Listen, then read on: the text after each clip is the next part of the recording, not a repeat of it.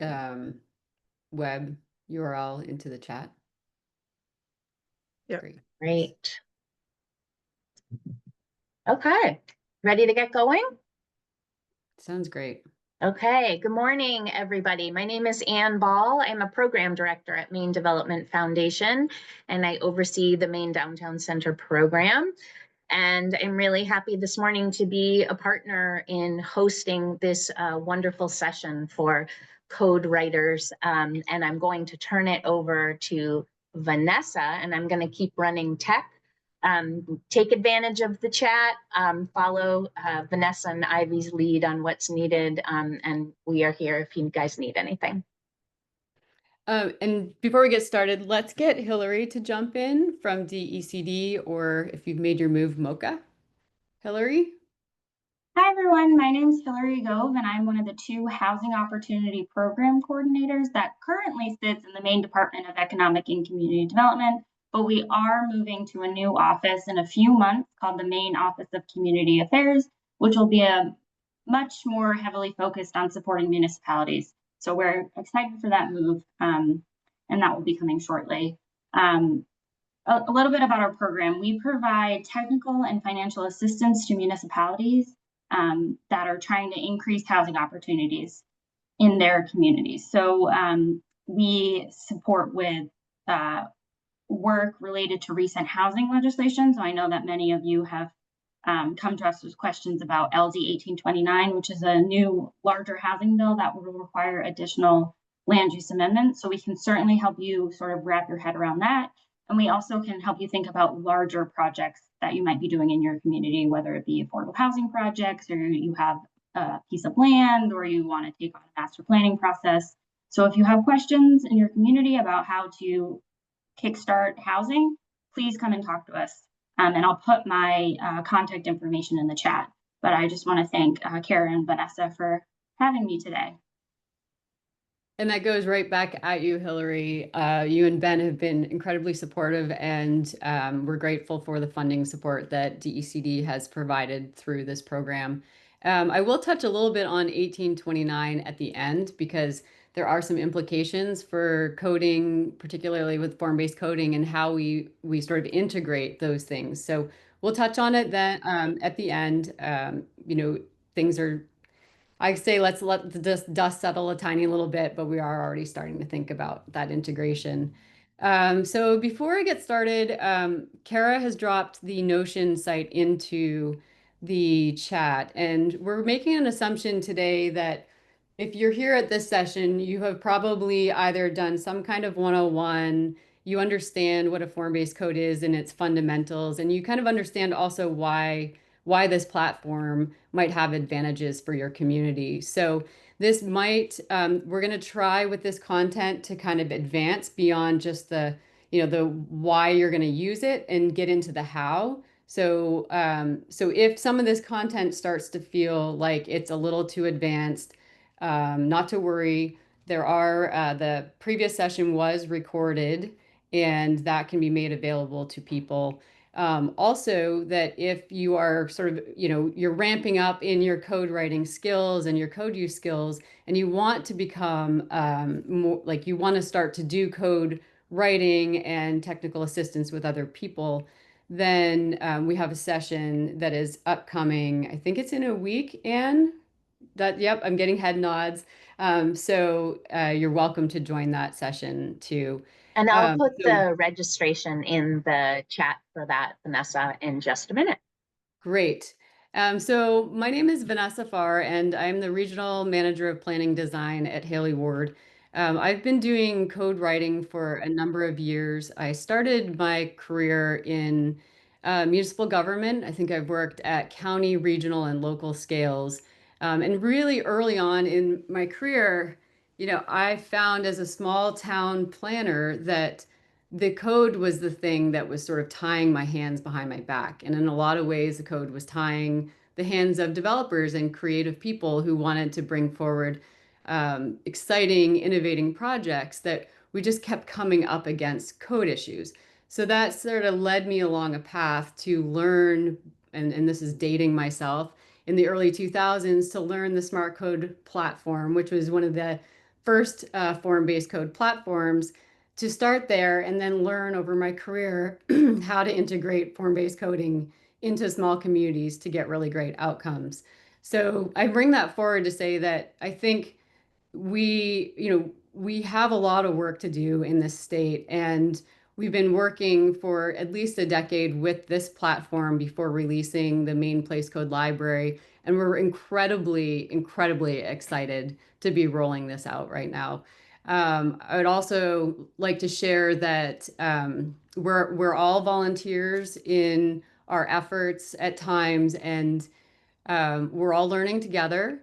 And the point of an open source and collaborative effort is to say to you all that as you're working with this code, we're going to be looking for you to give feedback and participate in making it even better. So Ben Fry will be posting some information to the Maine Place Code Library website about how you can contribute and sort of a pace of release of new updated code. And that will be coming soon. So on that, I'm going to get into the slide deck. We're going to take a couple of breaks for question and answer as we move through the content. And of course, please feel free to take breaks, turn your cameras off if you need to, take breaks, take care of yourselves as we're moving through the content. So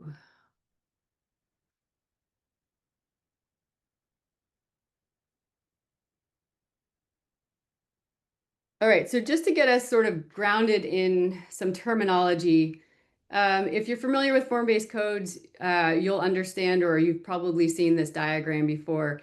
As I'm moving through our presentation today, you might hear me default to this language of districts, which is the T3, T4, T5.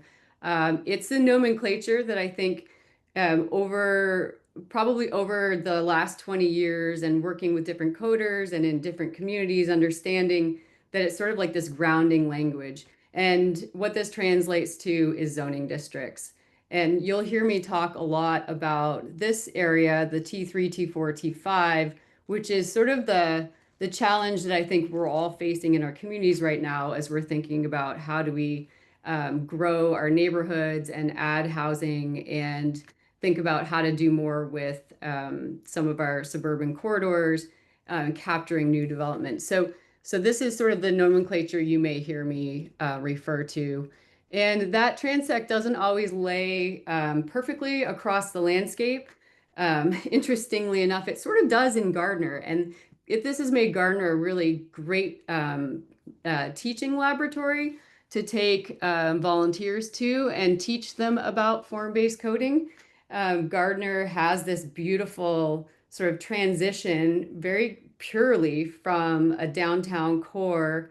And you can see even up in this top right corner with a beautiful, beautiful park at its center all the way out. You can sort of walk this in a very short 15 minutes right out into the rural area.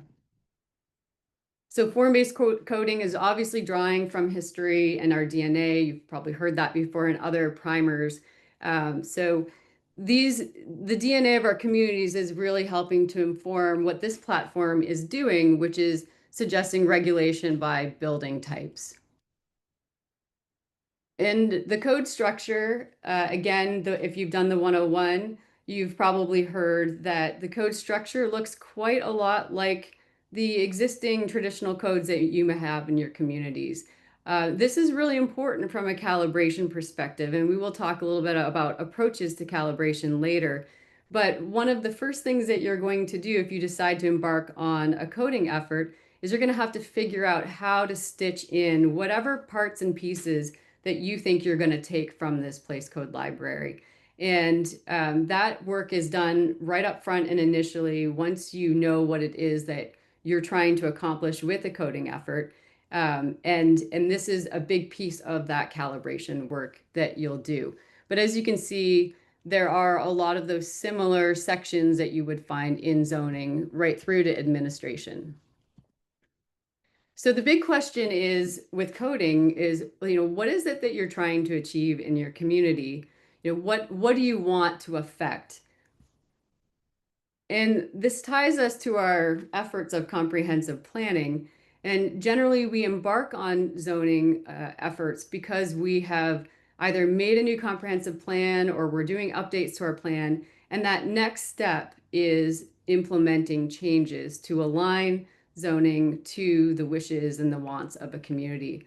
So we do this work by identifying place types, and this work really helps us to shape a conversation with the community around what that pattern of development is that is wanted.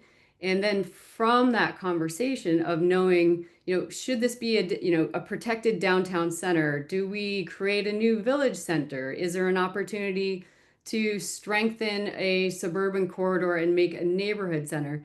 Those conversations then allow us to figure out for zoning the districts. And this is sort of like how these things all stitch together.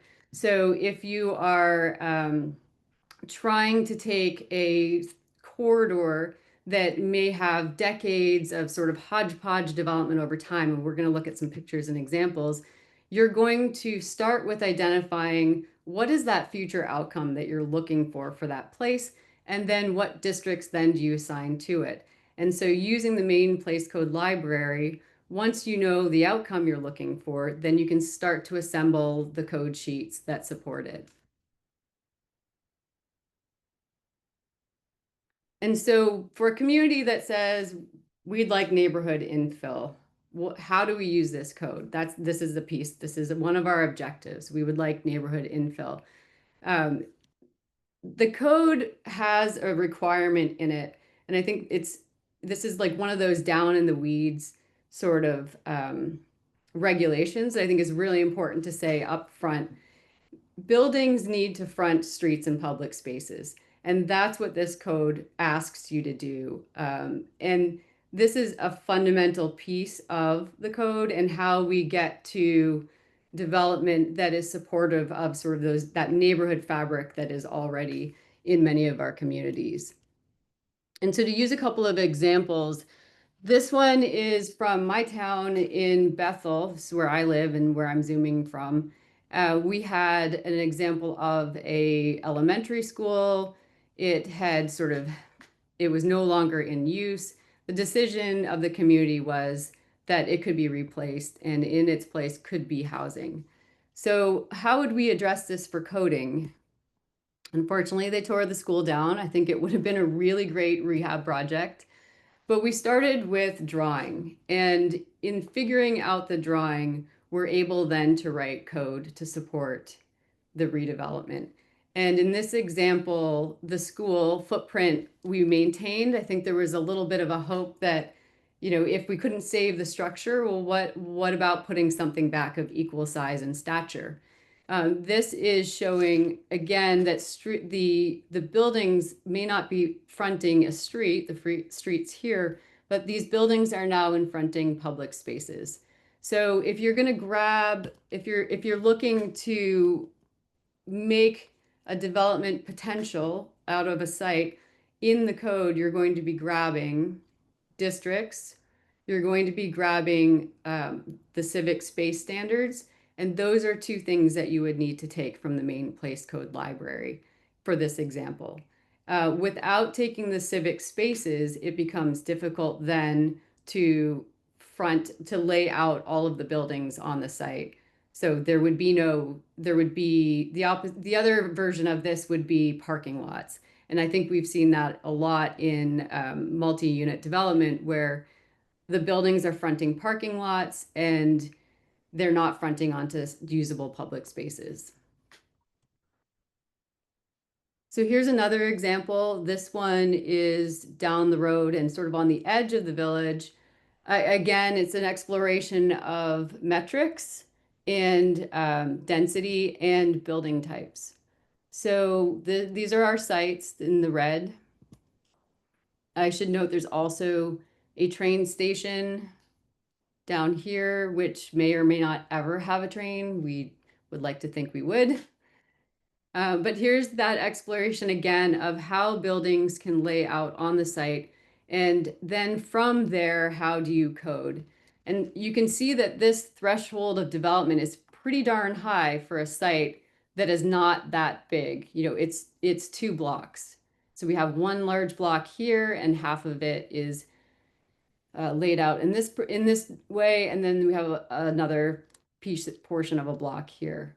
So again, if you're doing coding and you know you want to accomplish infill, then you need to do some drawing to then figure out what code sheets you grab and how do you calibrate those code sheets to make sure that you get the outcome you're looking for. This density is pretty darn high, and I think in order to support that walkability, it is needed. The question, and we're gonna take a break, and then I'm gonna get Ivy to chime in on this, is how do you figure out if you don't have the market to support this intensity of development? What do you do in the meantime? Hold on 1 second. So here's another configuration, which is dropping that development program down in terms of the number of units it's delivering. It has a different arrangement of building types.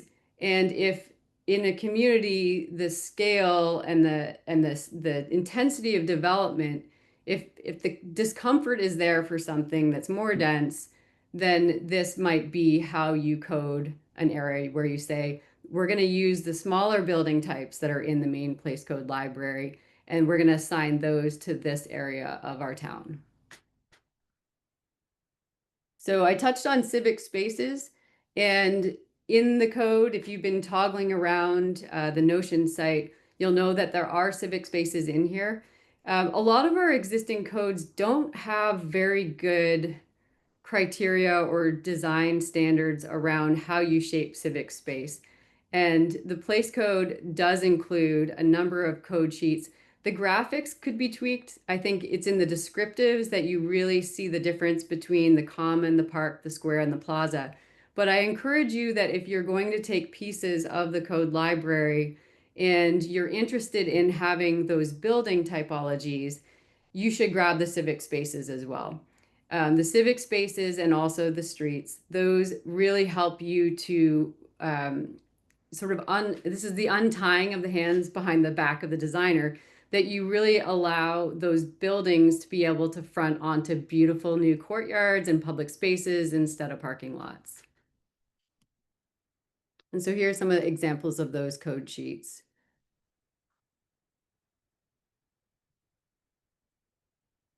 And again, you can see that in these graphics, they really, the graphics could be a little better. That could be innovation 2.0 at some future date, but in the standards, you really can see that, like the differences between things. And so here's kind of an example of how to put it all together. This is a site that's sort of on an edge of a village, and it's almost a little bit sprawl repair as well. But the blocks are being laid out and new streets are being laid out. And some of these buildings are now fronting onto public space.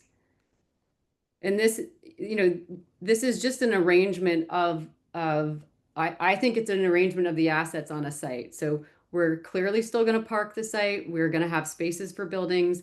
We now have also those buildings fronting usable amenities that people who are going to live here will enjoy. All right, so we're going to run through one more example and then take a break for questions.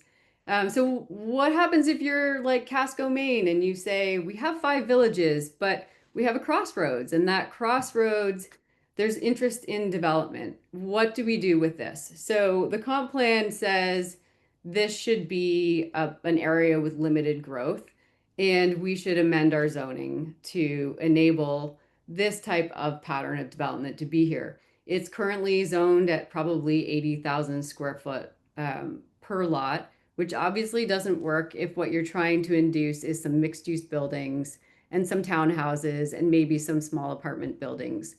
There's a town hall at the center right here. There's a fire station.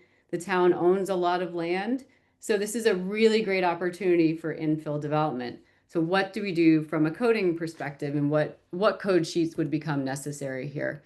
I'm going to stop at this graphic for a second because I think what towns are considering, even if you're Casco, is how you start to deliver this mix of the missing middle housing. And is there an opportunity to create cottage courts? Can we fit in some townhouses? What if we want some apartments? Maybe some of those houses are just, they look like large houses and they're fourplexes. And here's two other examples that I think are on the left, a very typical infill, suburban. Everything is kind of like disconnected, and it's like this type of house is over here and that kind of house is over there and the commercials over here. And the alternative to that is something that is a little bit more of that tighter, denser, walkable, connected neighborhood style.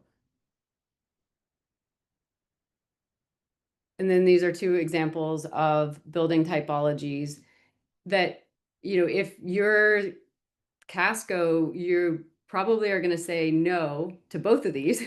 You might say absolutely no to the image on the left because it's just not scaled for that location. And, it has some things going on with its architecture that just might not feel like Casco. Image on the right might be starting to get into the realm of the scale that seems like it would be in that place.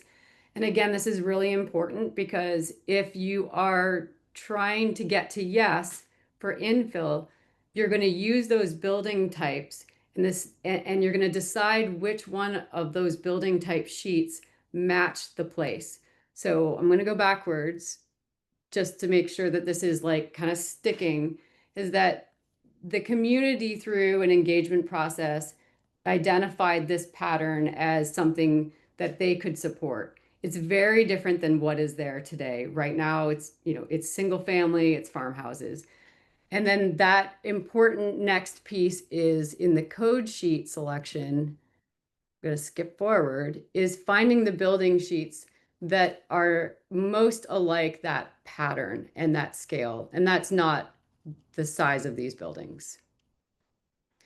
I think there, I just want to I'm going to stop the screen share for a second and see if there are any questions, because I think I want to make sure that it is clear what the drawing is informing and then how you move to the code sheets. And if necessary, we can jump over to the Notion site to sort of support that conversation. So does anybody have any questions about any of the images that I've shown so far? I can also pull up that image if that's helpful. I see, and I think D Brown. E. Brown, yep. Hey guys, so I'm really invested in this. I've been working with form-based codes for a while. I have a few questions, but I'm going to stick my one question to what you guys have just presented.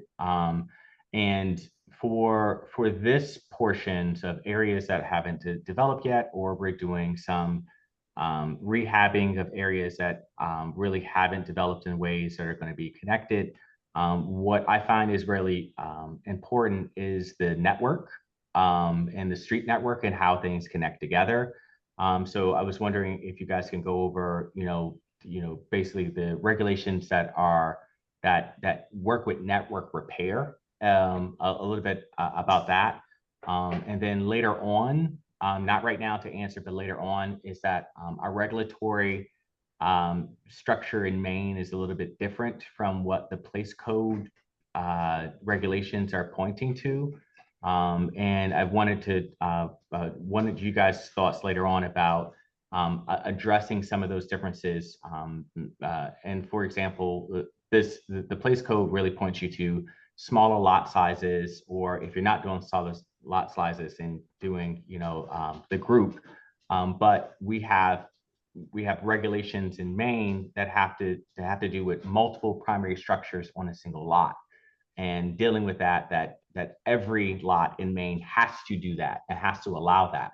And where we're working with the place code, there's a few differences between how it's currently structured and where we can go forward about that, like minimum distances on a single lot between those structures, things like that. Yep. So that's a good question. I am going to go through that very shortly. So I'm making a note. We're going to talk about block structure. And then when we get there into a diagram, I'm going to address the sort of the fire and the access components. Is there another question so far right now? No, just like more like the block standards in the street things Yep. are really important, yeah, for Yep. me. We'll get there. Yep. Anyone else have a question so far? Okay. All right. So I'm going to continue rocking and rolling here. Before you go on, Vanessa, Yep. one of the things that I think that Vanessa has said, and that I'm going to say again because I think it's so crucial, is when you're talking to people about what they'd be willing to see going forward, having visual examples, either from that same place or from the next town over, of things that would fit but aren't there yet, is really crucial, because when you say to someone, how do you feel about small apartment buildings, they imagine a big apartment building that would be totally inappropriate. They need to see examples of what you're talking about as possibilities before they can have any kind of reasonable response to them. So it's really important to have those visual clues for people about what are we really talking about. Yeah, And there's and it's great if you can do the illustrative planning, but if you can't, then use photographs of yeah, community. Find the best examples in your community. or in the next community over. And you Right. can also use the drawings. It doesn't have to be, you don't have to spend money getting those drawings made. There are drawings out there that you can use that match pretty closely to the kinds of buildings that are in the place code. And it's really, really important for people to understand what we mean when we say small apartment building, because otherwise they're likely imagining something entirely different. Yeah. Yeah. So there was also the size of lots. So this is I think that was a great question to then tee up to this drawing, which is one that we prepared recently for a project in Rumford. And this is in a small historic village. It might be actually a hamlet. Um, but it is considered a village, and it's about a 5-acre site, which is currently hayfield. And the hope here is that what will be built delivers a variety of housing types. It does so with preservation of views and connections to the resources around it. You know, behind it is a beautiful mountain, and there's a river corridor. It has a real historic and agricultural feel to the place. And so when we came in here to do a design, what we were hoping to deliver with the range of housing types and price points was a mix. And you can see that what we've incorporated just by these footprints, we have the small apartment building type. So these will deliver about 8 units each. We have a row of cottages that are sitting on 30-foot wide lots. We get into some larger duplexes, and they're sitting on slightly bigger lots. These are probably 50. This is a 40. These, by the way, are about a 60. And there's a hierarchy of streets going on here. So before, where I said take the civic space standards, here it's the same thing. Grab the civic space standards, but grab the street types. A lot of towns do have some variety in their street types, but there generally is a couple missing, and they're the really slow flow ones. And so what this is doing is it's saying we're going to have a primary street here. It does have on-street parking. It enables cars to travel in 2 directions. This is where the fire truck is going to go. But if the fire truck gets to this point, they are going to be able to maneuver through this back lane. The distance between here and here is such that they don't have to. So at any point along this road, there's 125 feet and you can reach structures. And that's kind of like the number I use as a designer to like figuring out the block structure of an infill or a new community plan is, can I reach the structure from the fire truck with a 125-foot hose? They run hose 500 feet, but that's just the number that sort of, for me, is like, as a designer, hits that comfort point. So again, you're going to be grabbing to, in order to get this type of development to lay out in this kind of a place, you're going to be grabbing a number of building type sheets, and you're going to grab the civic space standards, and you would grab the street types, including this laneway. So this is the paved lane.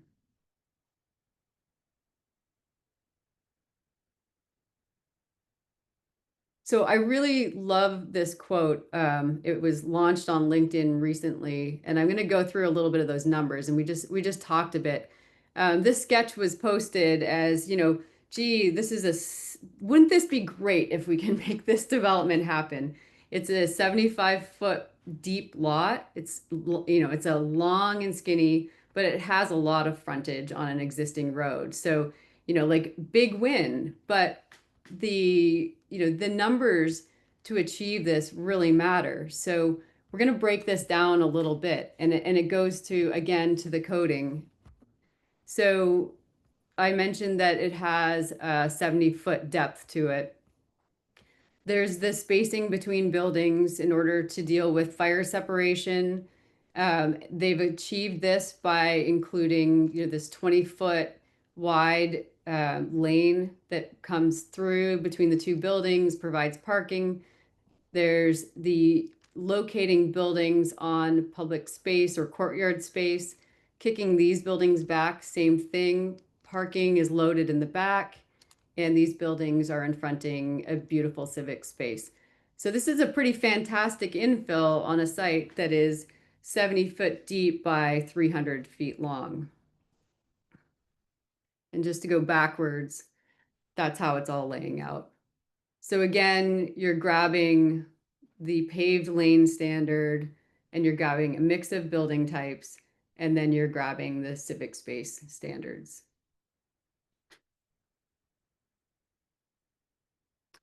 This isn't another example of infill. So the community created a comprehensive plan, said they wanted infill in their historic village.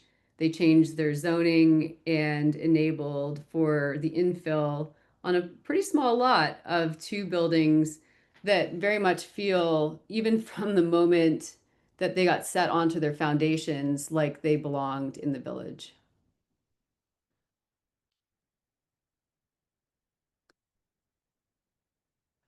I think there's a lot of interest in cottage courts, and for me as a designer, I find it a little bit ironic that when I'm working with, particularly with nonprofit housing organizations, we're trying to deliver cost-effective, affordable housing, they're thinking about reducing their, the cost of site infrastructure. So site development costs, bring those down, bring the buildings close together, and park them centrally so that we're not creating a lot of new road infrastructure. And to me, the irony is that I'm doing it for the nonprofit sector, but outside of Maine, this is market rate, and it's highly attractive and desirable and costs a lot of money. So there's the Maine Place Code Library includes building groups as well as the building types. And one of the building groups is the multi-use court. Sometimes it's named something else. Again, that's just sort of like a decision on calibration. Do people like the terminology pocket neighborhood, multi-use court? That's a local decision to make. But that code sheet is in the place code library. It's one of the easiest code sheets to slide into a traditional zoning code. It doesn't take much effort to stitch it in, and I would call that one very much a low-hanging fruit, but yet opens up sort of opportunities for designers to do more with small little infill lots. All right, I'm going to take another quick conversational break here and stop the screen share for a moment and see if there's any questions that people have up till now or additional comments. Good? We have one. Great. Michael. Yeah. So the cottage court that you're showing, and I'm familiar with a kind of tortured version of this, as I'm sure you know. And one of the things that's come up is cottage interest from cottage courts from nonprofits, but they want the individual buildings to be owned, and so basically through subdivision. And I'm wondering if you've thought about um, how to like navigate that through the way that Maine deals with subdivision. Um, and right now, Newcastle has basically just kind of like a one size fits all subdivision process. So I'm just wondering if you've dealt with that, or yeah, how you navigate that. Yep. I think this is sort of where the site constraints or the shape of the lot kind of really comes into play, because it depends on how you're going to park the site and the shape of the lot and how you're orienting the buildings around your public space. So some layouts will work better for platting. If you are on sewer and water, then you're really concerned about getting, you're really concerned about getting each unit onto a reasonably sized lot and then providing access to parking. So I don't think you could do it without a homeowners association. And in particular, if you are on sewer and water, you would need to create an association because you're going to be sharing some of those resources. So just kind of as a follow up on that, I can imagine drawing the lines for a cottage court and kind of dividing out what might be kind of a modest central courtyard, and then each of um, the lots with the building on it. How do like the frontage standards, everything, all of our lots, I'm sure but need to front on, have a certain amount of frontage, and I'm imagining that maybe the ones in the corners kind of don't. Do you? I guess what I'm wondering is, for something like this, do you start exempting those kind of frontage standards if it's part of a larger designed development, or do you continue? Is there something else that I'm not thinking? Yeah, I think I'm going to bring up the deck just because I know what you're saying and I want to make sure that others do too. So hold on one sec. The switching in the Zoom is funky. Okay, so this one here as the example, this top corner, the one that doesn't have frontage on a street is obviously this one here and this one here. So this diagram is not perfect. By code, this would need to be a public space in order to create frontage for these two. This one, oops, sorry. This one down here, I mean, I don't know where, let's just imagine that there's a house in this back corner. That's what you were kind of getting at, right? Like if there was a house over in the back corner and it's not fronting a public space and it's not fronting a street, how do you deal with it? Because it has to do one of those two things. Is that correct? Right. Yeah, because I mean, with the overall development, this one has fronted along two streets. I imagine we could make that work. It's we could make that work for kind of almost like a multi-unit development. But once they want to like kind of create that, I don't know, 2,000 square foot lot. Yeah. I want to figure out how to get there.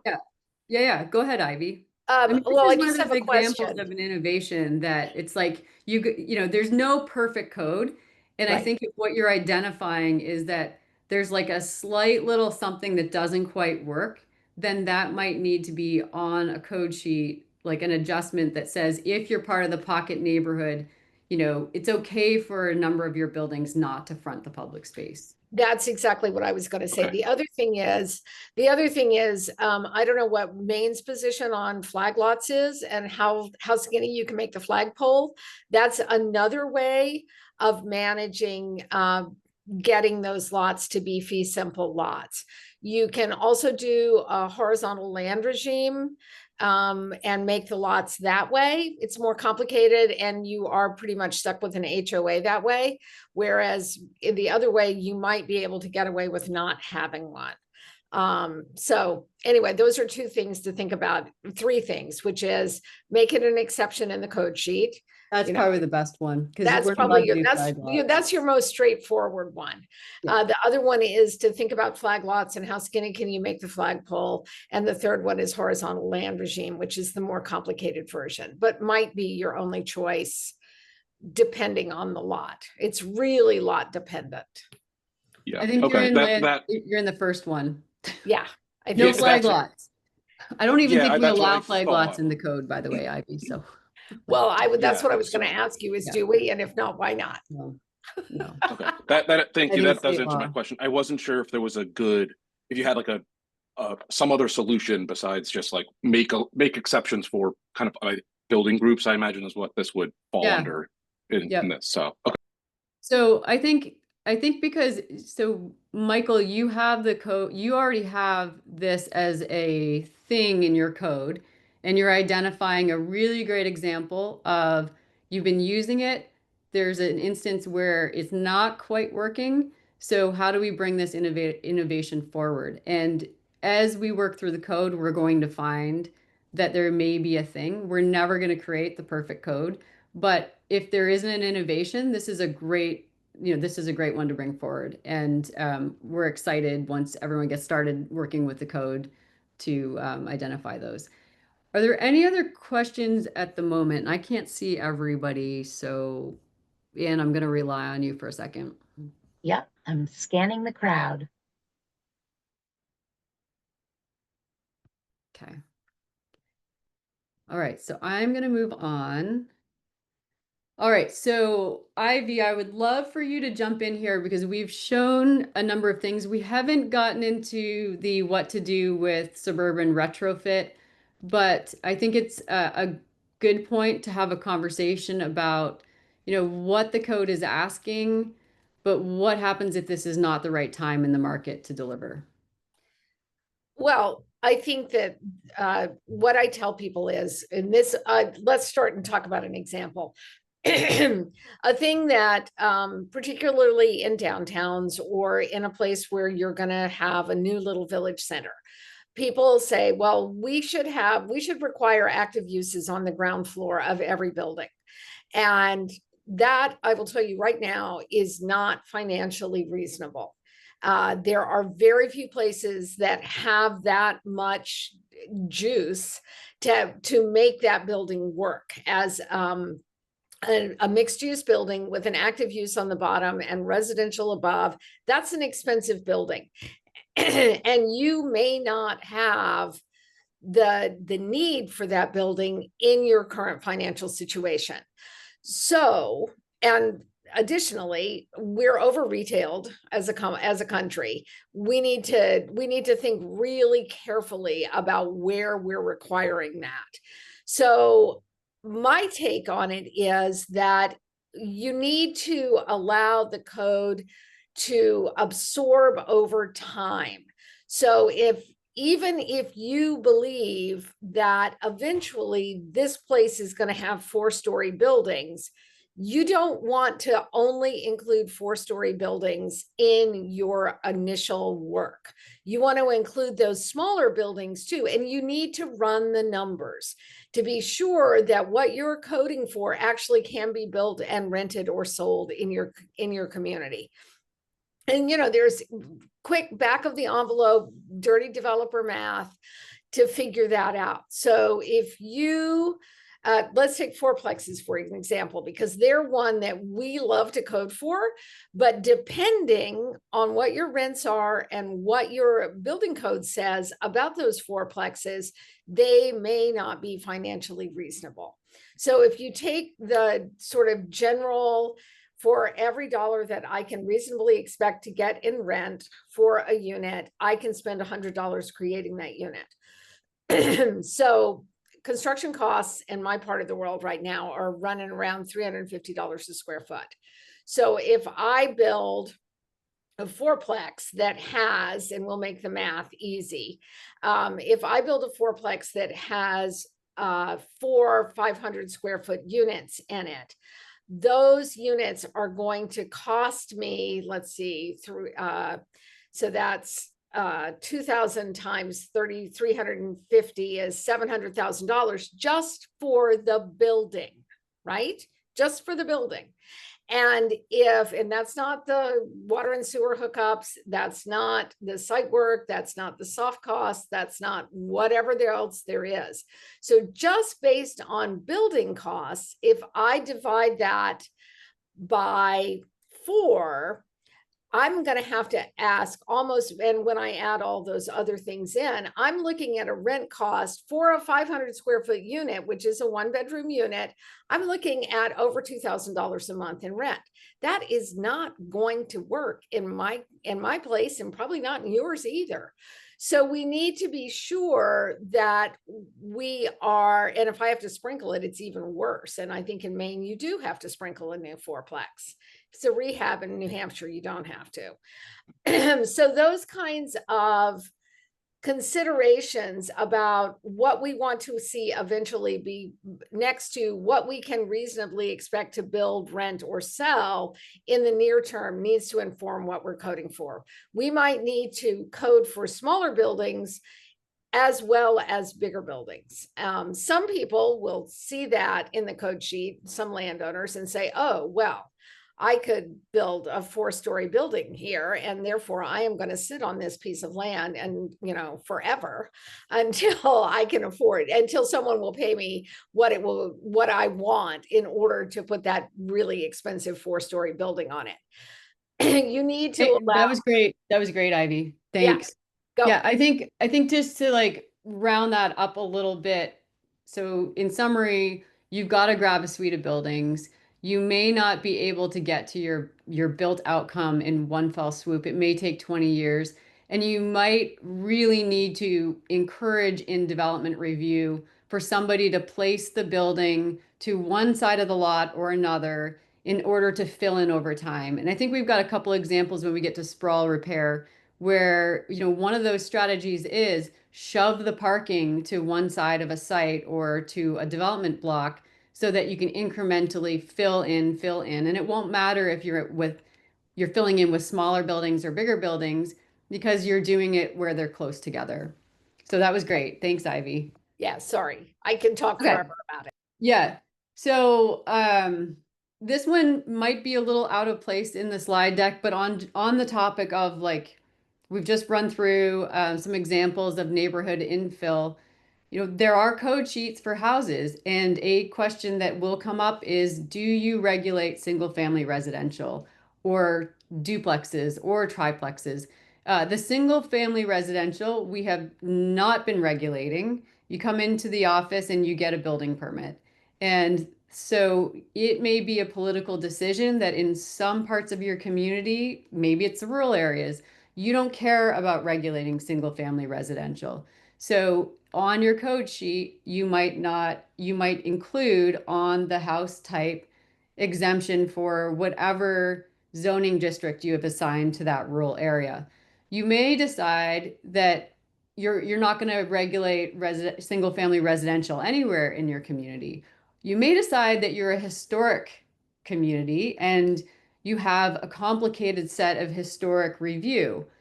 And this may be a way for you to either adjust that historic review that gets layered on by regulating single family and including some historic design standards, the ones you might already have for your community, as a module to your code. So there are going to be things, and we'll talk a little bit later about like in the calibration effort, what other things are in your current code that you need to port over or keep. And that might be one of those examples of why you might decide you are going to regulate single family residential. All right, so we're jumping into one of my most favorite and probably the reason why I decided to sort of become really familiar with form-based coding, because I'm a kid that grew up in the suburbs of Toronto. I was born in the city. I was raised in the suburbs, and for me, suburban retrofit is like the thing for me. And I think this is where zoning it's really complicated. I think suburban retrofit is one of the hardest things to do. Those who know me know there's a backstory about how I married a mall manager because I wanted to tear the mall down, and I thought if I, went on a date with the mall manager, I could convince him that, building town centers on top of the mall parking lot was a really great idea. So anyways, backstory. So coding for sprawl repair, one of the most complicated things here is ownership structure and leases. And that was something I learned, pretty quickly when I came in to say to that mall owner, hey, would you like to create a town center out of this very large sea of asphalt?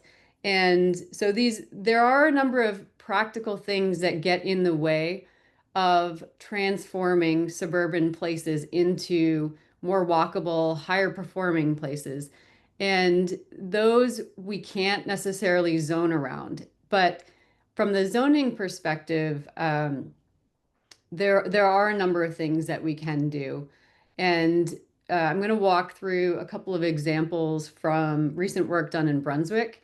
I also really love to point out when we have these beautiful drone shots that these parking lots create the most amazing opportunities for buildings. So their dimensions, if you start to add this up, you can start dropping in 48-foot wide buildings and 60-foot wide, the double loaded corridor buildings on top of these drive aisles and parking stalls.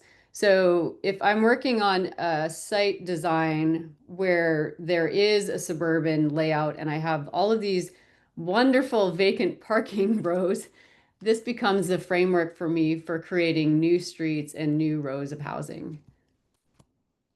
And the question was raised earlier, block structure. Block structure is so incredibly important in these sort of like first steps of doing site design and moving towards that pattern or the infill and redevelopment that we're looking for.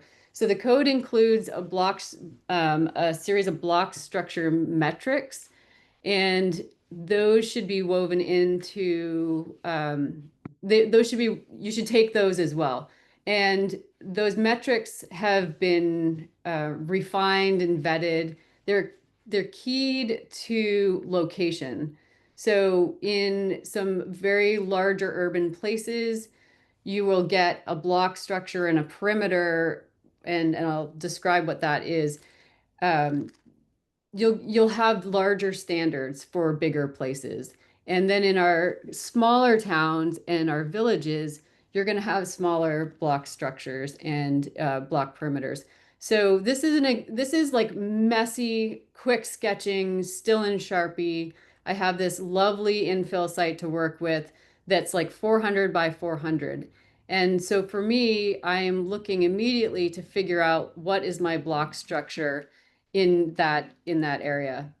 And the laying out of that block structure is the thing that's going to move us to walkability. And it also happens to make it so much more easier to do infill over time. So to Ivy's point, that you might not be able to come in here and build 100, cottages, one bedrooms and duplexes, but you may be able to start in one corner and slowly develop over time. So the question was also raised about the sort of the distance of things and the separations of things. As I'm thinking about block structure and I'm working with the code, I'm also considering again, what parts of that access is going to be for fire truck, what part is for people, what part might be a combination of fire truck, people, and cars. And so in this case, I've looked at my block structure, I've got this sort of like layout in mind, and I'm working with the numbers, and I'm thinking, all right, fire lane right here. This is people, this is fire truck, and from there I have access to the inside of my block, but on my perimeter, I have, there's another street here. I have access to the rest of the block on the exterior. So the block structure metrics are essential to grab as well. Are there any questions about block structure before we move on?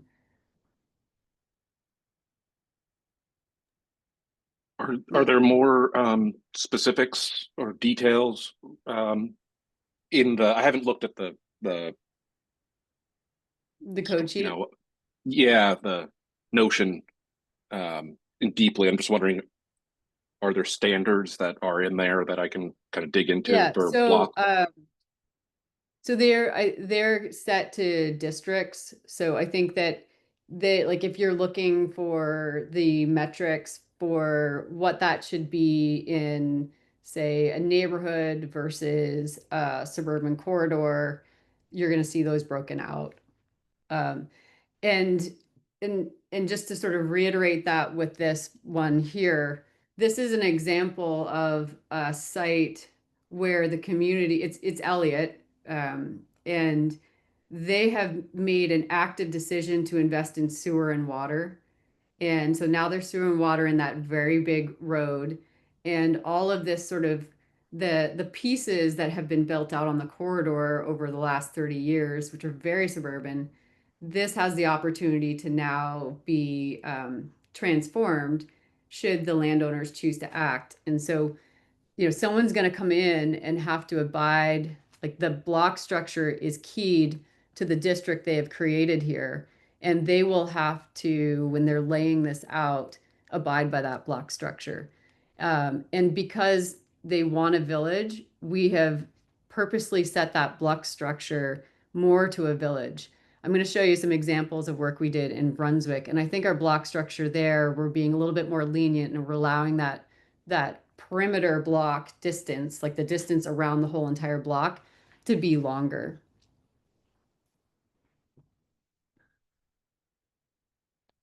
All right, I'm going to move on.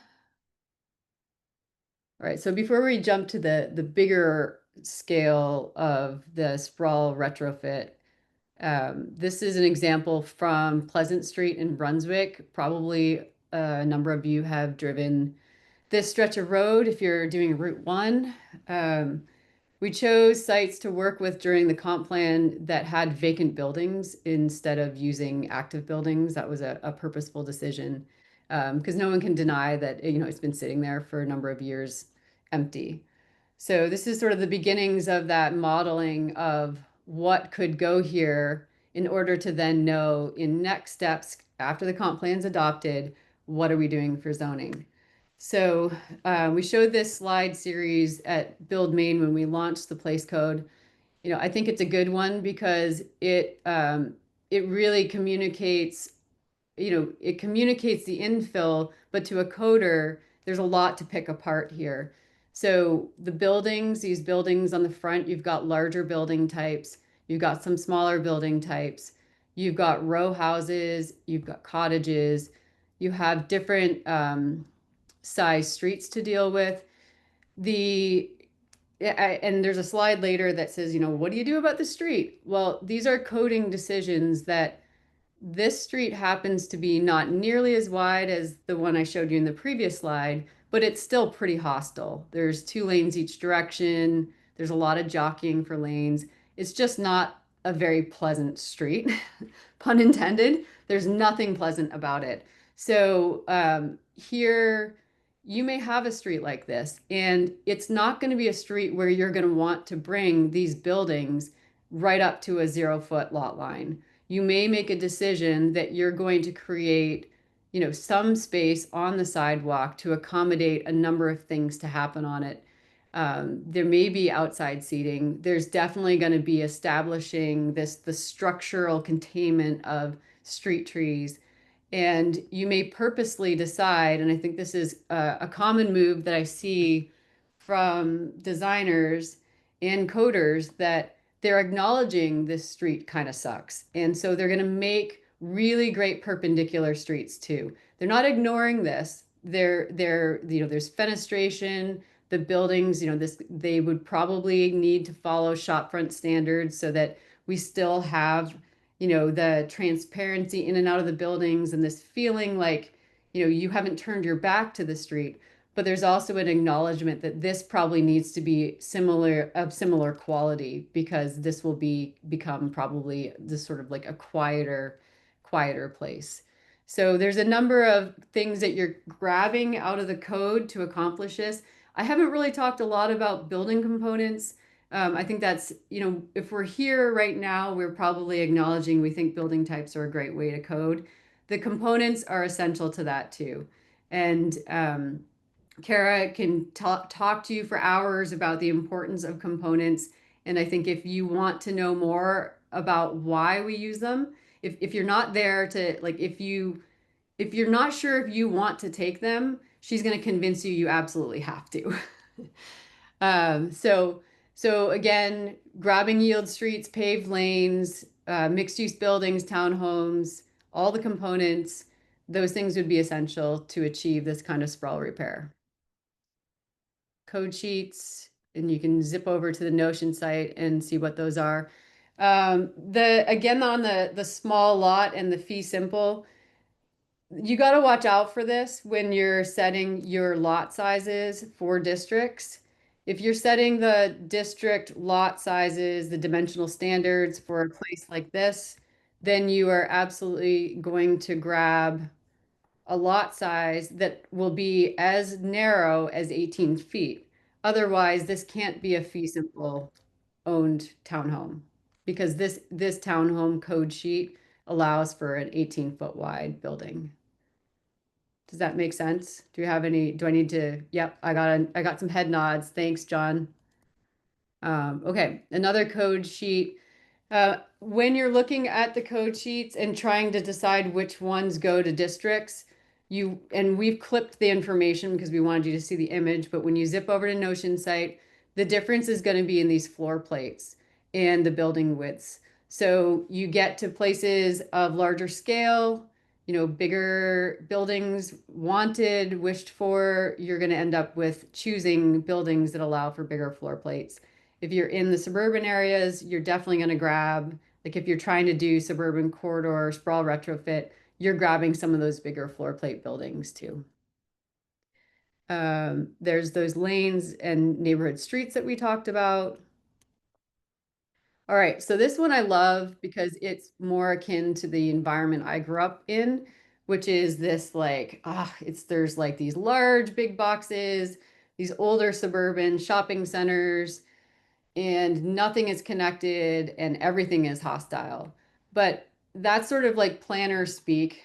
What I like to use is developer speak, which is there is a shit ton of value that we can create in this place. There's a lot of value being left on the table. And I think I'm really excited that municipal planners and staff are talking a lot more about value capture and what does it mean for the return on investment for the municipality if we've invested in streets and public spaces and pipes and stormwater, and we want to make sure that what we are zoning for is allowing us to capture sort of like that highest and best use of the land, the biggest bang for the buck in terms of tax revenue generation.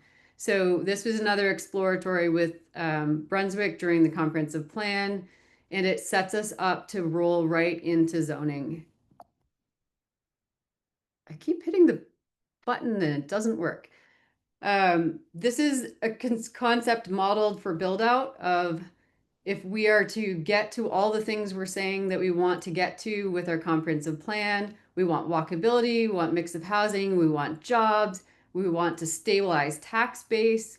This is that pattern. And the next step for that community, once they've adopted their code, is to make the amendments to zoning. Now, they've already given a lot of the development rights away in terms of density. You can do very dense things in Brunswick, but what you are not being asked to do is front your buildings onto streets, front your buildings onto public spaces, and do all the great kind of like street amenities and connections and civic spaces. All of that stuff is sort of just like not there in terms of regulation. So in Brunswick's case, to get to this sort of build out, they may need to come in and not just change some zoning, but they may need to also put into place some development incentives and step forward to create that block structure and create that network of streets. So they may let some of this be on the shoulders of the developer to complete, but some of these essential connections they may need to invest in themselves. So dissecting this image in terms of the code library, you're grabbing the civic spaces, you're grabbing a bunch of big building types. This is the T5 district right here. It's got a bit of a mix. This looks very T4 up here. So you're grabbing a couple of different zoning districts.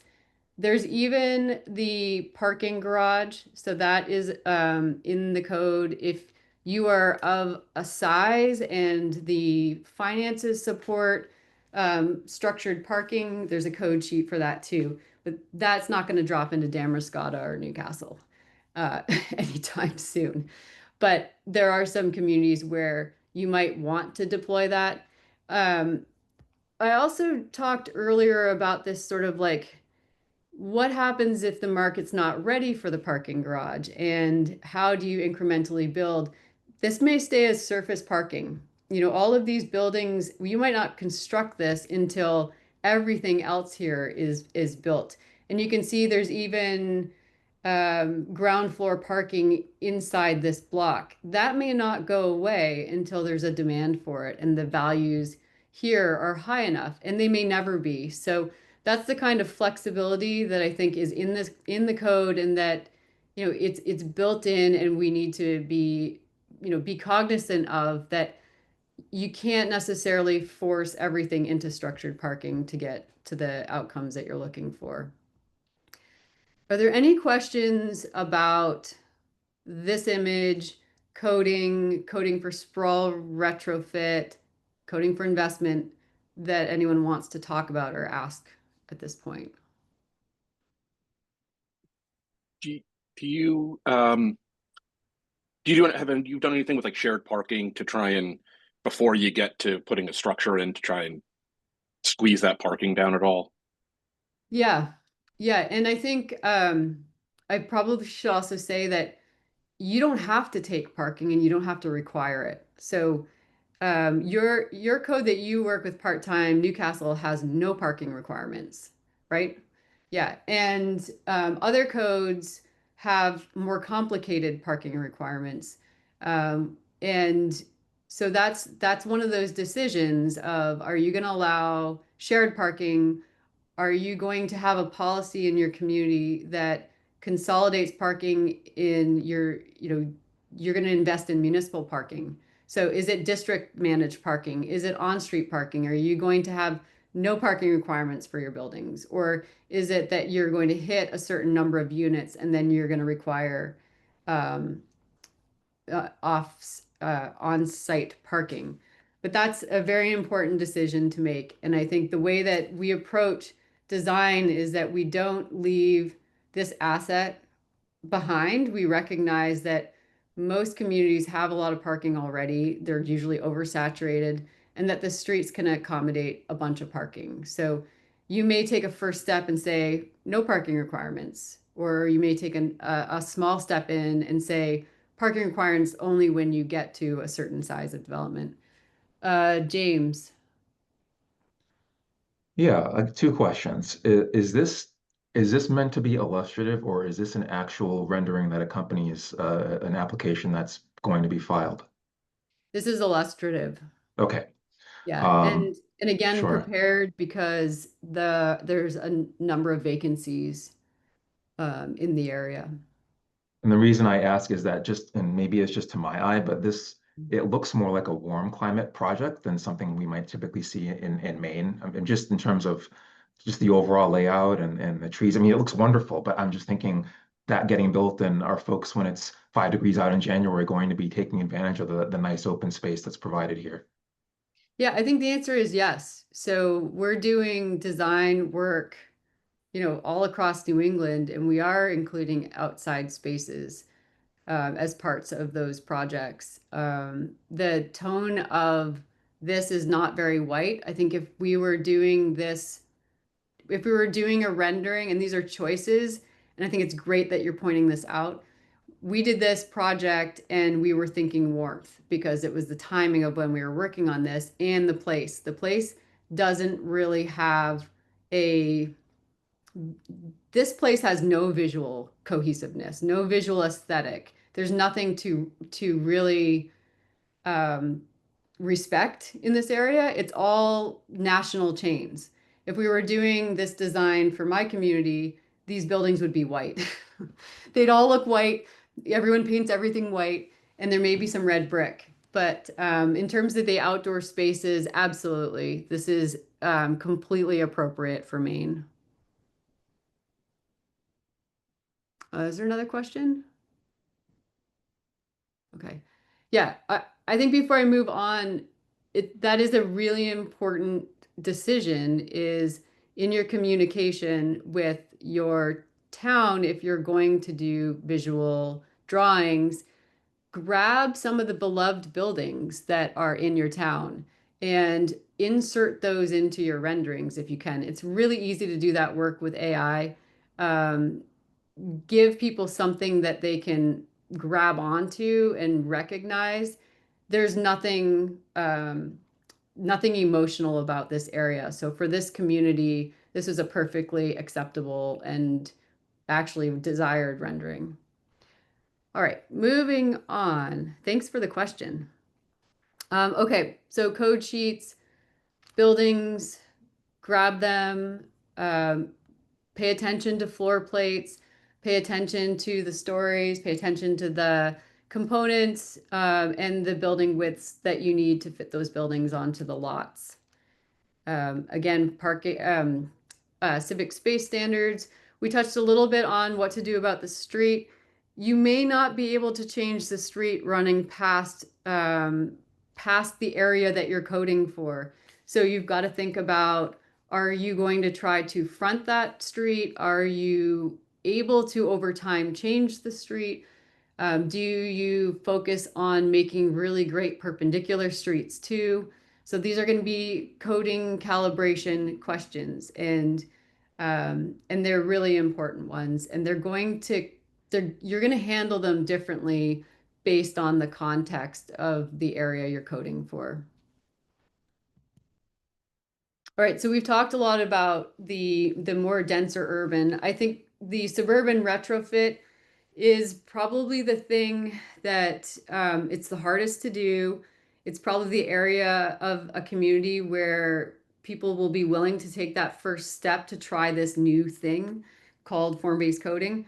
But at the same time, I think the need to protect those rural landscapes is really important, and it can be addressed with the elements of the Maine Code Library. And there's a couple of easy wins in the library in terms of the building groups.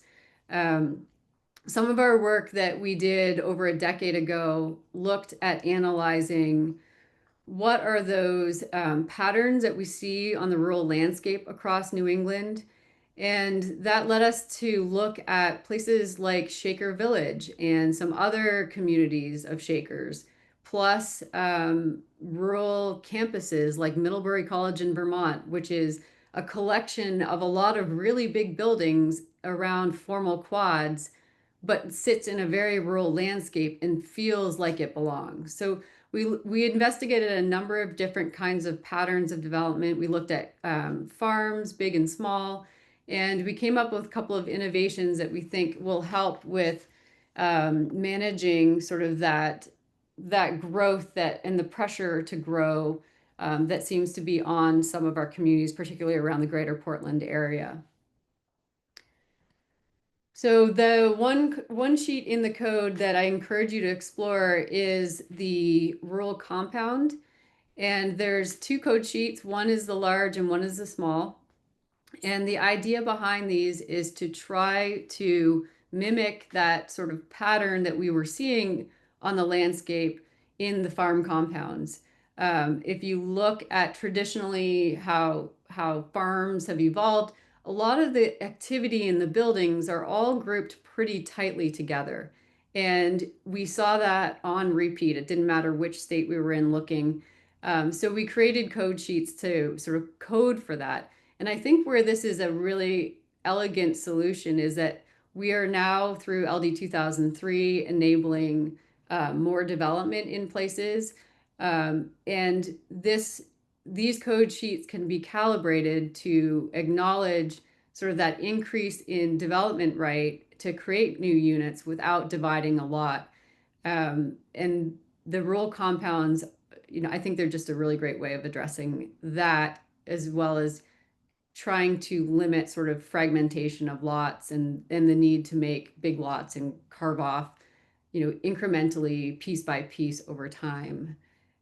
So I strongly encourage you to look at the rural compounds. They do need calibrating to whatever your town's lot dimensional requirements are, so that you arrive at a unit count that seems like it makes this an incentive to do. The incentive and the trade-off should be, I get a little bit more development rights, I get to do a little bit more use and activity on the land than I might otherwise be allowed in a rural area, but I'm also going to limit myself in how much disturbed area I am going to, how much area I'm disturbing on the site. This was another innovation, I think, over the last couple of years. And this came out of some work in Western Maine where we were hearing some small towns with zoning say, we have a cluster ordinance and we could use that to put a number of houses onto one site. And that could happen. Well, what if we wanted to arrange this in a pattern that sort of again is mimicking sort of what you see on those rural historic places? It's creating an opportunity for people to live in smaller units, to have less maintenance, to live in community. And so we came up with the farmhouse cluster, which is it's a take on the pocket neighborhood, but it's deploying the connected farmhouse building type. This imagines that there's not going to be individual septic systems, that you're going to push the septic to one part of the site. It cuts down on site development costs by centrally parking it into the parking lot that you see on the left. And it arranges buildings around the common open space. So for this one, again, I think you could, if you were interested in market rate and you wanted to do ownership, you would have to set up a condo association in order to sort of assign the spaces underneath each building. For those buildings that are more envisioned to be apartments, that could be owned by one person. The whole development could be like the whole ownership structure piece can take a number of different directions. And this is an example, like this is just sort of the site plan that shows how it all lays out. But it's not a very big site. I think again, it was about a 5-acre site, and we're talking about 24 units potentially in all of those connected buildings totaling up. So for communities that are doing development by measuring development by dwelling units per acre, this is pretty high. I think with our new innovations, just that like deploying that building type, the connected farmhouse, you can fit in a bunch of units very elegantly in a rural village, in a place without really calling a lot of attention to what that thing is. And this is just a diagram of what that looks like and how it's parked. So it's kind of funny to me that I live in a connected farmhouse now, and I'm sitting in about this part of the house. And I think I could probably come up with 4 different ways to divide my house into a number of units if I so thought I needed to at one point in life. But I think it's a very recognizable building type. Okay, question break again. Do we have any questions? I love throwing in planners on charrette pictures. This is a vintage one from many years ago. Kara and I in Mashpee Commons. And actually the backdrop to this is exactly the thing of the donut parking. So it's not going to build out over time. So all the parking was shoved to the back of Mashpee Commons and incrementally gets sort of filled in and developed out over time. Questions? Any more questions at the moment? Good. All right. Okay, the where to start. This is a very boring slide. I'm going to acknowledge that off the top. The where to start is going to be, you're going to answer that differently, each person on the Zoom. You're going to think about geographic area. It may be that you are starting like Yarmouth did with the place that it did not love the most. It started with Route 1. They figured if they try this new thing and it flops, well, it's Route 1. No one really cares about Route 1. But I like how Anne's laughing because she's from Yarmouth. So you may decide that you're going to pick a geographic area, and it may be linked to an outcome that you're trying to achieve. The town of Elliott is currently implementing the Maine Code Library in its new mixed use district, which was identified in their comp plan as that corridor that I showed you where they had invested in sewer and water. You're going to have to think about whether or not you're stitching in new standards. Maybe you're updating existing standards that you have. I think it's there's an attraction to grabbing the building types. And if you're grabbing building types, because that's probably the thing that you don't have in your codes right now, and you do have parking and you might have landscaping. If you grab the building types, you absolutely need to grab attachments, the language around attachments, and you need to take the components. You'll also need to go into the nonconformity section in the Maine Code Library and look for the language around what to do with nonconforming buildings. There will be a lot of buildings in your community that don't fit into the mold of one of the Maine Code Library building types because maybe their components are weird or they have weird roof lines. So you'll want to grab the non-conforming language, look at it very carefully and insert that into your code. There's also around building types and particularly with the suburban retrofit, you'll want to grab the language around virtual lot lines. Sometimes people call them theoretical lot lines. The language there helps you place buildings on lots, not you particularly, but when a development comes forward, the designer will need to place a building perhaps on a non-conforming lot. I'll use the Yarmouth example again. If you have 1,000 feet of frontage on a corridor, but your new dimensional standard is saying lots can only be 200 feet wide, you're going to have to use that virtual lot line in order to figure out how to do the setbacks, how to place the building in space. So that language will be really important to grab. So you're grabbing building types. If you're grabbing the building types, you have to grab the components. You need the attachment language and you need the virtual lot line language. That's, I think, one of the attractions to the Maine Code Library. Again, grabbing something that is like new and that you might not have in your codes. You may decide that you're going to start from scratch, and communities that start from scratch, I think they're either in one of two places.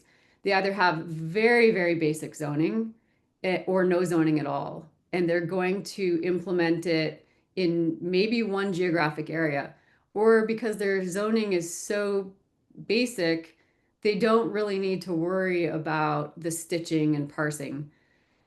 My community might decide, because in reaction to Aroma Joe's, that we are going to walk down the path of zoning and only apply it to one small portion of our town. We may do like Elliott and say we're gonna do it in our kind of emerging strip section where there's like really not a lot of identity, where it's kind of like a hodgepodge of things going on. The other reason you might start from scratch is that your code is just a hot mess, and it is really difficult to stitch in new standards. You may spend a little bit of time in that deciding which approach you're going to go with. You might try to do a little code cleanup, and you may end up throwing up your hands and saying, this is just too messy, we're going to start over. So the approach to zoning and where you're going to start is a custom conversation based on what do you have now, what are you trying to accomplish, and then layer in the politics. So what do you have for support in your community? Are there really good champions? Is your planning board psyched? Are they on board? Do you have good leadership? How far you go with coding really may be dependent on how much the community can take. I think it's great that we're working on zoning and there's been state changes, because that's causing conversations to happen at the local level. But what I'm starting to see are towns that are having to hit the pause button on this other innovative work because they're now having to address state work. So that's going to be a real conversation that you will be having with your managers, your select boards and councils, and your planning boards to say, what can we reasonably bring forward? For those communities who are town meeting communities, that might be a pretty limited package of stuff, because town meeting, big zoning can be overwhelming.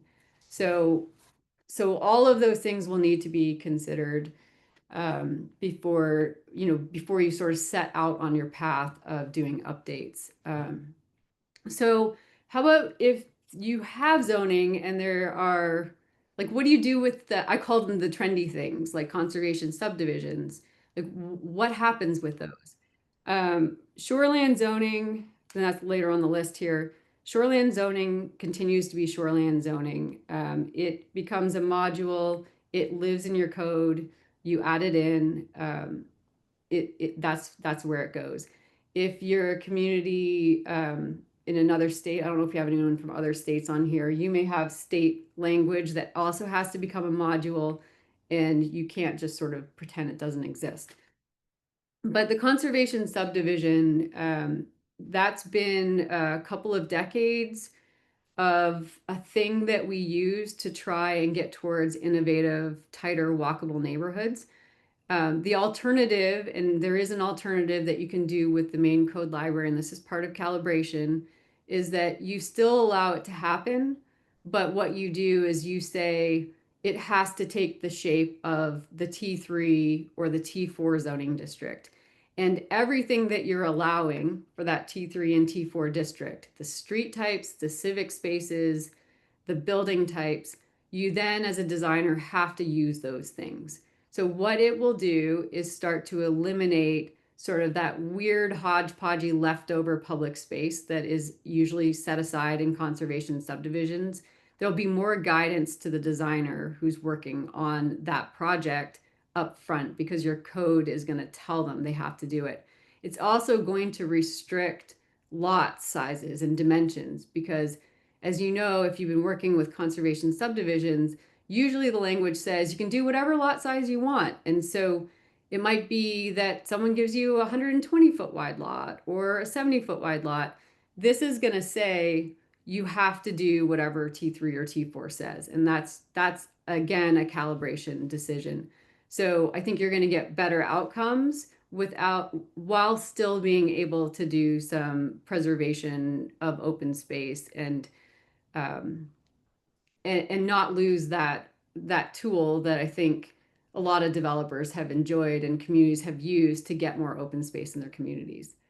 The last one on this list, and there are so many decisions, there's going to be 100 decisions, but I think this was sort of the beginning, and I'm hoping that you'll have some questions as well about like, what do we do about this? Um, are you going to regulate lot size? And you may decide in some of your community, you are going, excuse me, going to continue to regulate the size of a lot. You may say the rural is going to still be 2 acres per dwelling unit or 3 acres, whatever that is, because you're making a political decision that you can't get it to change. But the form-based code is fundamentally about not regulating lot size. It's about regulating the dimensions of the lot width and the spacing of buildings and the building types. So again, conversation to be had. It's going to be different for every community. If you're Pownell and you have 5 acres, you're doing pretty good. You're probably going to keep that.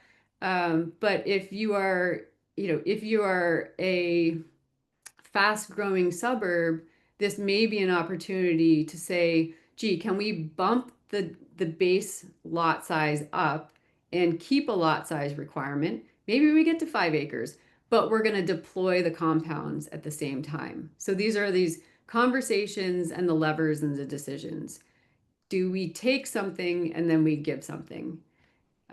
So a lot of that's a lot of information. I think if this should probably open up a bunch of questions, I think, and you may have them now or later as you look at your code. Maybe you've already done that code analysis and you know what's not working.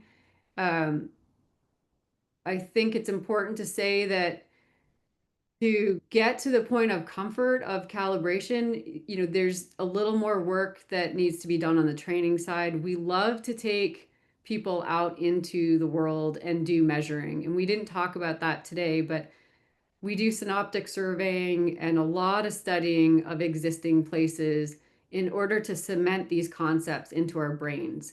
The metrics that are on the code sheets, they came from a lot of work of understanding built environments.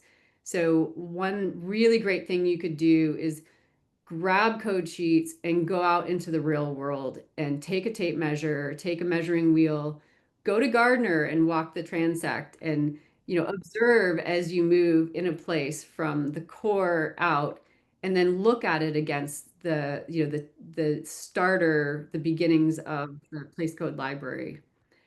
Because those metrics have been, carefully considered and thought out. All right, so I'm going to open it up for questions and discussion, and I'm going to invite Kara back as well because I think your face is you're hidden. And yeah, I think it's time to just open up the floor for questions.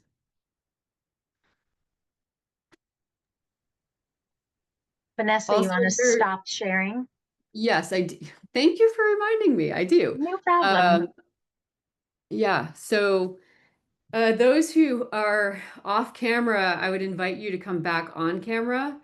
And it would be lovely to touch base. And if you don't have a question right now, perhaps you might want to share something that is challenging in your community and or an idea or something that is this conversation is sparking for you that you want to pull on a thread in your own community. We have a question from DeCarlo. Great. Yeah, could you basically like I'm really big about like, hey, how does this structure actually work? And when you started to go over virtual lot lines, can Yep. you actually go into the place code and see like how does those provisions actually work and when it has to do with virtual lot lines? Yeah. I actually think I'm thinking I might use an actual, well, I'll go there. So you're an expert code writer, I know. So if there's something specific that you have seen that you want me to say, I'm going to say, like, we're going to go there. And I think that's what you're suggesting is that we go, how do I make, Well, no, like this is all about like, hey, this is you can pull this tool and this is how this tool works.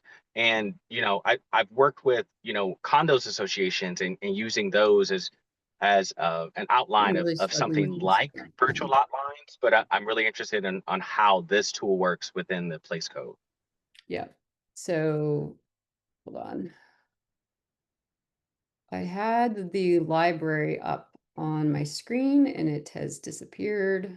So if you bear with me for a second. And Kara, you dropped it in the chat. So I'm gonna go there.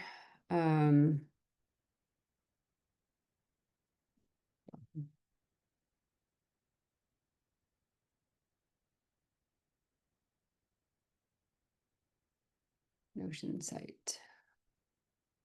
All right, hold on a second.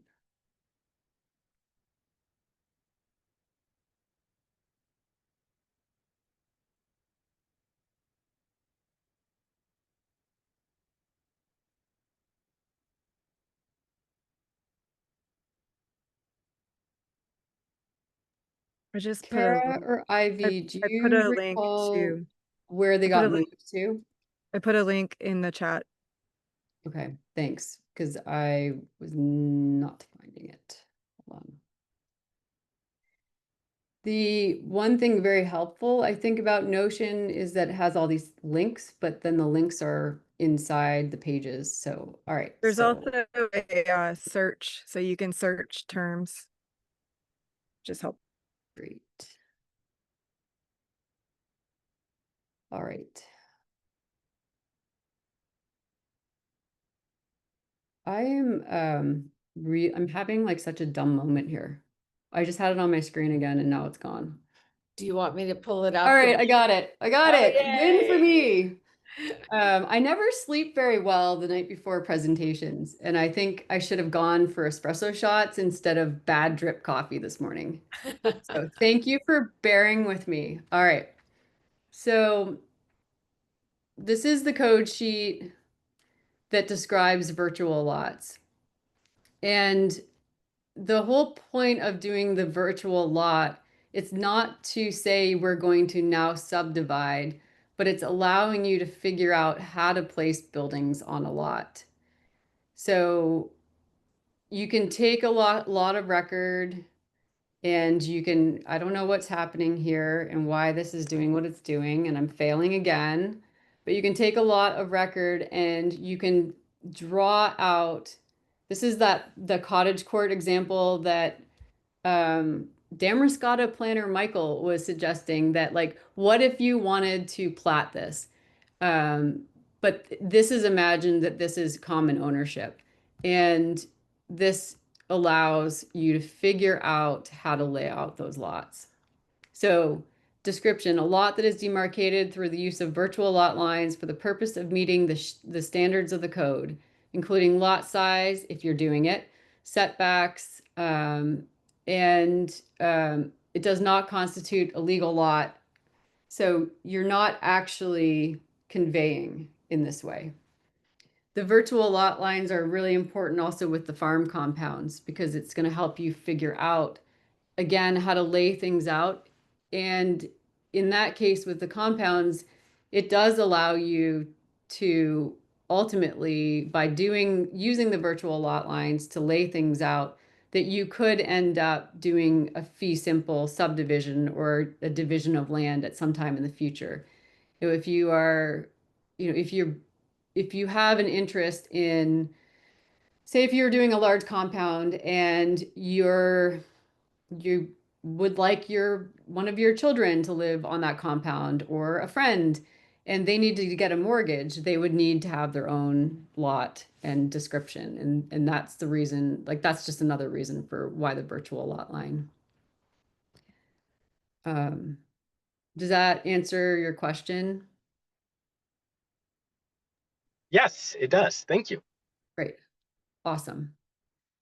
Yeah, that's where I really feel like I needed an espresso shot to navigate the screen.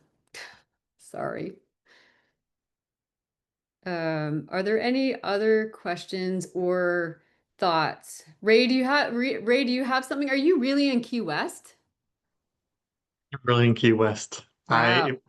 I want to get CM credits because I'm a SCP, and Good I for like you. the land use topics, and but yeah, I'm really in sunny, hot Key West, which is yeah, lovely.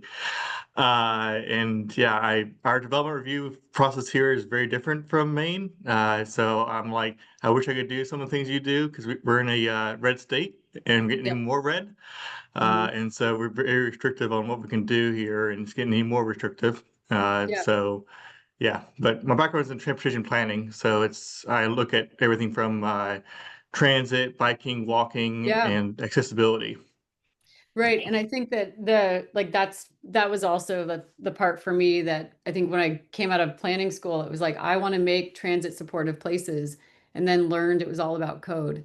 So I appreciate that. I think to point out, your community is going to have its own admin standards that you have in place. This allows you an opportunity to consider, if you're going to do a robust engagement process to land at new zoning, you may be able to shift some of the development review into staff. If you have it, you could set up a consolidated review committee, or you could just empower your planning director to do a little more. We have like such an embedded, like we do everything at the planning board. So when you get to the admin section, you might just keep things the way they are today, and not make any changes. Um, I love the calling on people who came off camera. I love that we have Key West and then we have Madawaska, which is like the complete opposite end of the They country. are. They're about as Yeah. far as you can get. I was gonna say, I'm just typing to Ray to say that there's ways of talking about this that is, as a person who served in the New Hampshire State Legislature, there are ways of talking about these issues about land use that are really, let's say, available for more conservative persons. So if you want to talk about that, hit me up, because I've done a lot of that, and there are ways of having that conversation that will kind of move it forward and away from the, oh my God, the government has this jackbooted foot on my neck. So Yeah. Thank you. Pretty dramatic way of putting it. Um, yeah. So Denise or John, I'm picking on you because you've got your cameras on. But anything landing with you or questions that are popping up? Yeah, my background's in geography and environmental science, and so I'm running the mapping portion of Sebago Technic's survey. And part of what we do whenever I train new people and things of that nature is to try to incorporate plan use and zoning ordinances. And as I was trying to do that, I realized that maybe I needed a little bit more information before I could spread that on to anybody else. So I'm a learner in this particular setting. Great. Wonderful to have you. Yeah, thank you. And Denise Barker, you came off camera too. Hi, yes. Thank you. I'm gathering all the information, listening. We're up in down East Maine, so housing, is a thing here. So I'm just trying to gather some information and learn a little bit more about I've learned a lot, about groupings and different multi house structures and whatnot. So just kind of putting it together. Great. Just to see what we can actually do within our communities up here. Yeah. Yeah. Vanessa, I think, oh, go ahead. There is something in the chat. yeah. Okay. Yeah, I was just going to say, I am increasingly, well, I work with developers, but I also work with a lot of nonprofit housing. People who are they're not traditional developers and they're trying to build housing. And if they're, if this kind of code isn't in place, I am really falling back on cluster zoning. But most often, because that's the one thing that says you can do whatever lot size you want and lot frontage. And that's saving me on repeat. But I think the fundamental thing here is saying it's okay to have the smaller lots, those smaller lots, the narrower lots, particularly the lot width, that the lot width and the setbacks that allow us to bring buildings closer together. It's emulating these beautiful patterns of the communities we already have. Ours are really gappy. That's true, because if you had a lot of money, you bought two lots and you made it a 100-foot wide lot. But that pattern is the thing that is most cost effective to draw, and it's the most efficient. And I think the more that we can kind of clear the way by getting those kinds of standards into place, I think the easier it'll be for us to deliver beautiful neighborhoods that have dignity. Amanda, you're on the call, and I think that's great because you implemented some pieces of this in North Wyndham. Do you want to share? Yeah, just in that it's challenging to just, not go all in.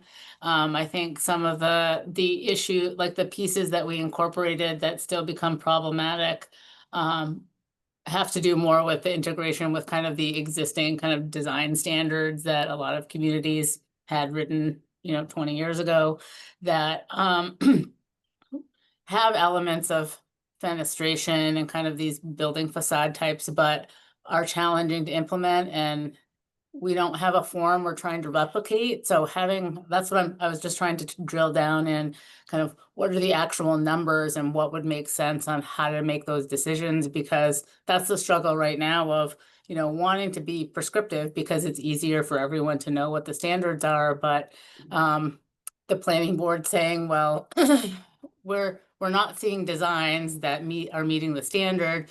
We don't want to waive them, but what they're showing us looks good. So, where's that balance?